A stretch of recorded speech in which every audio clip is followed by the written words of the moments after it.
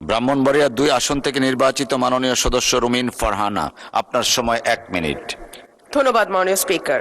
মাননীয় স্পিকার, আমার নির্বাচনী এলাকা ব্রাহ্মণবাড়িয়া ২ এর অন্তর্গত আশুগঞ্জ উপজেলা দেশের অন্যতম গুরুত্বপূর্ণ শিল্প, জ্বালানি এবং বাণিজ্য কেন্দ্র হিসেবে প্রতিষ্ঠিত।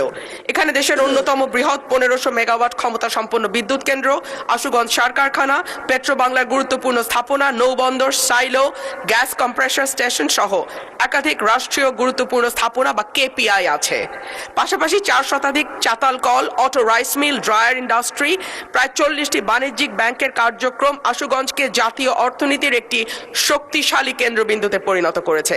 দেশের মোট চালের চাহিদার প্রায় ২৫% আসে আশুগঞ্জ থেকে এবং বিপুল সংখ্যক ব্যবসায়ী, শ্রমজীবী, পেশাজীবী মানুষ এখানে বসবাস করে এবং কর্মসংস্থানের সঙ্গে যুক্ত।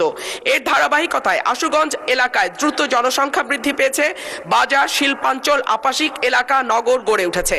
মাননীয় স্পিকার, আমার দাবি হচ্ছে এই আশুগঞ্জকে পৌরসভা ঘোষণা করা হোক।